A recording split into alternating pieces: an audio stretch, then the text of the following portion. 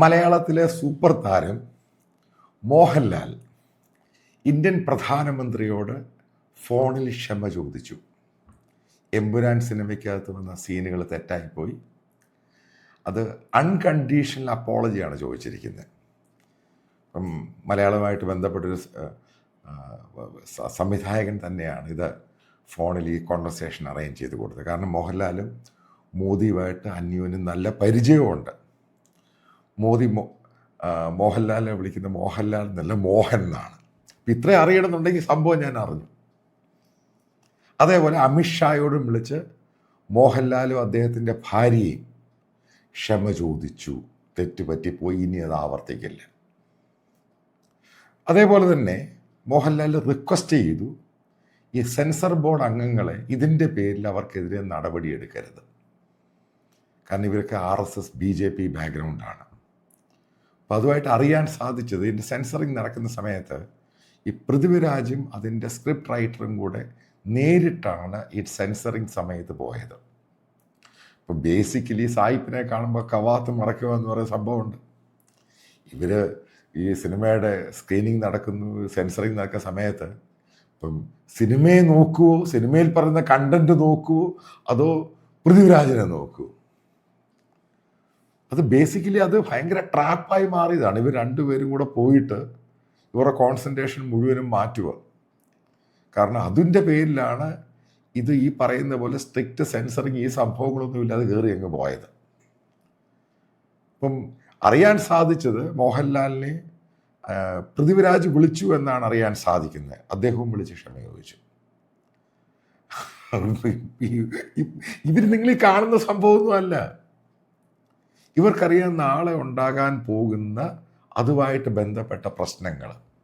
കാരണം സുപ്രീം കോടതി വരെ പോയ ഇഷ്യൂ, അവിടെ നിന്നൊക്കെ ക്ലീൻ ചിട്ട് കൊടുത്തത്.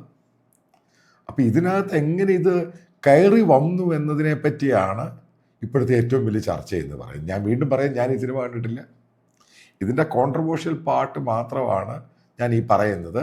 ഇവരെല്ലാവരും വിളിച്ച് പ്രധാനമന്ത്രിയുടെ ഓഫീസിൽ വിളിച്ച് ക്ഷമ ചോദിച്ചു, BJPയുടെ നാഷണൽ പ്രസിഡന്റിനെ വിളിച്ച് ക്ഷമ ചോദിച്ചു, ഗുജറാത്ത് മുഖ്യമന്ത്രിയെ വിളിച്ച് ക്ഷമ ചോദിച്ചു, അമിത്ഷായെ വിളിച്ച് ക്ഷമ ചോദിച്ചു. തെറ്റുപറ്റിപ്പോയി, ഇനി സംഭവിക്കില്ല. യഥാർത്ഥത്തിൽ എമ്പുരാൻ എന്ന് പറയുന്ന ഈ സിനിമ 2024 പാർലമെന്റ് തെരഞ്ഞെടുപ്പിൽ BJP പരാജയപ്പെട്ടതിന് ശേഷം ഇറക്കാൻ തയ്യാറാക്കി വെച്ചിരുന്ന ഒരു സംവിധാനമായിരുന്നു. നമ്മളൊന്ന് ആലോചിച്ച് നോക്കുക, ഇവരുടെ ഒരു മാനസികാവസ്ഥ, ഇന്ത്യയുടെ അല്ലെങ്കിൽ നമ്മുടെ രാജ്യത്തിന്റെ ഭരണകൂടത്തെ ഒരു ഭീകര സംവിധാനമാക്കി അവർക്ക് ശത്രുപക്ഷത്ത് കാണുന്ന എല്ലാവരെയും നമ്മുടെ പ്രധാനപ്പെട്ട ഏജൻസികളെ എല്ലാം ഉപയോഗിച്ചുകൊണ്ട് നശിപ്പിക്കാൻ ശ്രമിക്കുന്ന ഒരു പ്രസ്ഥാനമാണ് കേരളം പോലെയുള്ള ഒരു സംസ്ഥാനം. BJPയെ അകറ്റി നിർത്തുന്നത് അതൊരു വർഗീയ സംഘടനയായതിന്റെ പേരിലാണ്. ഇങ്ങനെയൊക്കെയുള്ള കാര്യങ്ങൾ നിരന്തരമായിട്ട് പറയുന്ന, അങ്ങനെ ആക്കിയെടുക്കുന്ന ഒരു സിനിമ. അപ്പോൾ BJP 2024 പാർലമെന്റ് ഇലക്ഷനിൽ പരാജയപ്പെട്ട് കോൺഗ്രസ് അല്ലെങ്കിൽ ഇന്ത്യ സഖ്യം അധികാരത്തിൽ വന്നതിന് ശേഷം ഇറക്കാനായിരുന്നു വരുന്നത്. പക്ഷെ അത് പാളിപ്പോയി. അത് പാളുകയും ഇറക്കിയതിന് ശേഷം ഇവരുടെ നിലപാട് പാളിപ്പോയി, അല്ലെങ്കിൽ ഇവരുടെ ഉദ്ദേശവും പാളിപ്പോയി. ഇതാണ് ഇപ്പോൾ കണ്ടിരിക്കുന്നത്. പ്രധാനമന്ത്രി നരേന്ദ്രമോദിയെ പോലും മോഹൻലാൽ ഡയറക്റ്റ് വിളിച്ച് അദ്ദേഹത്തോട് മാപ്പ് പറയുന്ന ഒരു അവസരത്തിലേക്ക് വരെയും കാര്യങ്ങൾ പോകുന്ന ഒരു സിറ്റുവേഷൻ. അതോടൊപ്പം അമിത്ഷായോടും ഗുജറാത്ത് മുഖ്യമന്ത്രിയോടും അടക്കം മാപ്പ് പറയുന്ന, ഇതിങ്ങനെ ആവർത്തിക്കില്ല, ഇതൊരു അബദ്ധം പറ്റിയതാണെന്നുള്ള രീതിയിലേക്ക് പറയേണ്ടി വരുന്ന ഒരു സാഹചര്യത്തെ സംബന്ധിച്ച് നമ്മൾ ചിന്തിച്ചു നോക്കുക. നമ്മുടെ കേരളത്തിൽ ഒരു സൂപ്പർ സ്റ്റാറായി വളരെയധികം കാലം നമ്മുടെ എല്ലാവരുടെയും ഹൃദയത്തിൽ ജീവിച്ചിരുന്ന ലാലേട്ടൻ, അദ്ദേഹത്തിന്റെ ആ ഒരു ചിന്താഗതി, അല്ലെങ്കിൽ പൃഥ്വിരാജ് പോലെയുള്ള ഒരു നടന്റെ അല്ലെങ്കിൽ ഇങ്ങനെ ഒരു പ്രത്യേക ഒരു നിലപാട്, പ്രത്യേകിച്ച് സംഘപരിവാറിനെതിരെ ഒരു നിലപാട് എപ്പോഴും എടുക്കുന്ന ഒരു വ്യക്തിയുടെ കെണിയിൽ അകപ്പെട്ട് പോകുന്ന ഒരു സിറ്റുവേഷനിലേക്ക് മോഹൻലാൽ മാറിപ്പോയി. ഇതാണ് ഏറ്റവും വലിയ ഗുരുതരമായിട്ടുള്ള ഒരു വിഷയം ഈ ഒരു സിനിമയിലെ. ഇത് ഈ കേരളത്തിലെ നിരന്തരമായിട്ട് ഇവിടെ ലാലേട്ടനെതിരെ 2013 ശേഷം എത്രത്തോളം വലിയ ഗൂഢമായിട്ടുള്ള നീക്കങ്ങൾ അദ്ദേഹത്തിനെതിരെ ഉണ്ടായിട്ടുണ്ട്. അദ്ദേഹത്തിന്റെ സിനിമകൾ വരുമ്പോൾ, ഓരോ സിനിമകൾ പരാജയപ്പെടുമ്പോൾ ലാലേട്ടന്റെ സിനിമാ ജീവിതം തകർന്നു പോയി, ഭാവി തകർന്നു പോയി. ലഫ്റ്റനന്റ് കേണൽ പദവി വന്നപ്പോൾ അദ്ദേഹത്തെ മാക്കാന്തവള എന്നെല്ലാം രീതിയിൽ ഈ തടിയനായിട്ടുള്ള ഇയാൾക്ക് എന്തിനാണ് ഇങ്ങനെ ഒരു പദവി കൊടുക്കുന്നത് എന്നുള്ള രീതിയിലൊക്കെ അനാവശ്യമായിട്ടുള്ള കമന്റുകളും പോസ്റ്റുകളും വലിയ തരത്തിൽ മോഹൻലാലിനെതിരെ ഒരു കൃത്യമായിട്ടുള്ള ഗൂഢാലോചനയോട് കൂടി മുന്നോട്ട് പോയിരുന്ന ഒരു സമയത്ത് ഇദ്ദേഹത്തെ എങ്ങനെയാണ് ഇവിടെ പിടിച്ചു നിർത്തി? ആരാണ് പിടിച്ചു നിർത്തിയത്? കമ്മ്യൂണിസ്റ്റുകാരാണോ? അല്ലെങ്കിൽ ഇവിടുത്തെ കോൺഗ്രസ്സുകാരാണോ? ഇതിൽ പച്ചയായിട്ട് രാഷ്ട്രീയം എന്ന് തന്നെ നമുക്ക് എടുത്തു തന്നെ പറയാൻ സാധിക്കും. മോഹൻലാലിന് കൃത്യമായിട്ട് ഇവിടെ കേരളത്തിൽ നിന്ന് പിന്തുണ ലഭിച്ചിട്ടുണ്ടായിരുന്നത് സംഘപരിവാർ സംഘടനകളുടെ പ്രവർത്തകരുടെ ഭാഗത്ത്. അവരാണ് എന്തും ത്യജിച്ചുകൊണ്ട് പുള്ളിക്കാരനെ സോഷ്യൽ മീഡിയയിലും പരസ്യമായിട്ടും തിയേറ്ററിലും എല്ലാ തരത്തിലുമുള്ള പിന്തുണ കൊടുത്തുകൊണ്ട് മുന്നോട്ട് കൊണ്ടുപോയത്. ലാലേട്ടനായി ഈ കൊച്ചു കേരളത്തിൽ നിലനിർത്താൻ സംഘപരിവാറിന്റെ പ്രവർത്തകർ നടത്തിയിട്ടുള്ള ഒരുപാട് പരിശ്രമങ്ങളുണ്ട്. അതെല്ലാം ഒരു നിമിഷം കൊണ്ട് തച്ച് തകർത്ത് കളയുന്ന ഒരു നിലപാട് തന്നെയായിരുന്നു യഥാർത്ഥത്തിൽ ഈ സിനിമയിലൂടെ ആര് തയ്യാറാക്കിയത്? പൃഥ്വിരാജ് തയ്യാറാക്കിയെടുത്തത്. ആ പൃഥ്വിരാജ് തയ്യാറാക്കിയ ആ ഒരു വലിയ ഗുരുതരമായിട്ടുള്ള പ്രശ്നത്തിലാണ് ലാലേട്ടൻ അകപ്പെട്ടത്. അതിന്റെ പേരിലാണ് പുള്ളിക്ക് ഇങ്ങനെ ഇപ്പോ നാട് മുഴുവൻ നടന്നിപ്പോ മാപ്പ് പറയേണ്ടി വരുന്ന ഒരു അവസ്ഥ. പ്രധാനമന്ത്രിയോടും രാജ്യത്തിന്റെ ഭരണ സംവിധാനങ്ങളും മാപ്പ് പറയാതെ പുള്ളിക്ക് ഈ നാട്ടിൽ ഇനി പുതുതായിട്ടുള്ള സംവിധാനങ്ങളിലൂടെ കടന്നു പോകാൻ സാധിക്കില്ല. കാരണം അത്രത്തോളം വലിയ രീതിയിൽ നെഗറ്റീവാണ്. ഒരു സിനിമയിലും ഇല്ലാത്ത തരത്തിലേക്കുള്ള നാഷണൽ ഇൻവെസ്റ്റിഗേഷൻ ഏജൻസി. എവിടെയാണ് കൈക്കൂലി കേസിൽ NIA വന്ന് ഒരു രാഷ്ട്രീയ നേതാവിനെ ഇന്ത്യയിൽ അറസ്റ്റ് ചെയ്തിട്ടുള്ളത്? ഇതിൽ മഞ്ജു വാര്യരെ അറസ്റ്റ് ചെയ്യുന്ന ഒരു സംഭവമാണ്. മഞ്ജു വാര്യർ പൊതുവേദിയിൽ നിന്ന് പറയുന്നുണ്ട്, ഞാൻ ഇപ്പോൾ മറ്റ് എതിരാളികൾക്ക് ഒരു ഭീഷണിയായിട്ട് മാറിയിട്ടുണ്ടെങ്കിൽ ഇപ്പോൾ തന്നെ എന്നെ അറസ്റ്റ് ചെയ്യാനായിട്ട് ഇവിടെ ആളുകൾ എത്തും.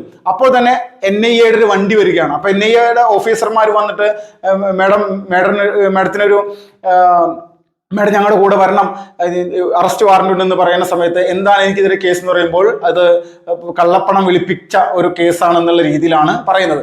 അപ്പോൾ കള്ളപ്പണം വെളുപ്പിച്ച ഒരു നേതാവിനെ അറസ്റ്റ് ചെയ്യാൻ NIA ആണ് വരുന്നത്. എവിടെയാണ് NIA? ഇതുപോലെ ഏത് രാഷ്ട്രീയ നേതാവിനാണ് ഇന്ത്യയിൽ അറസ്റ്റ് ചെയ്തിട്ടുള്ളത്? തീവ്രവാദ ബന്ധമായിട്ടുള്ള വിഷയങ്ങൾ മാത്രമാണ് NIA അന്വേഷിക്കുന്നത്. അല്ലെങ്കിൽ സാമ്പത്തികമായിട്ടുള്ള വിഷയങ്ങളെല്ലാം നമ്മുടെ രാജ്യത്ത് അന്വേഷിക്കുന്നതും നടപടിയെടുക്കുന്നതും ED ആണ്. ഇപ്പൊ അവസാനമായിട്ട് SDP-യുടെ ദേശീയ അധ്യക്ഷനായിട്ടുള്ള MK ഫൈസിയെ പോലും അറസ്റ്റ് ചെയ്തത് ED അല്ലേ, NIA ആണോ?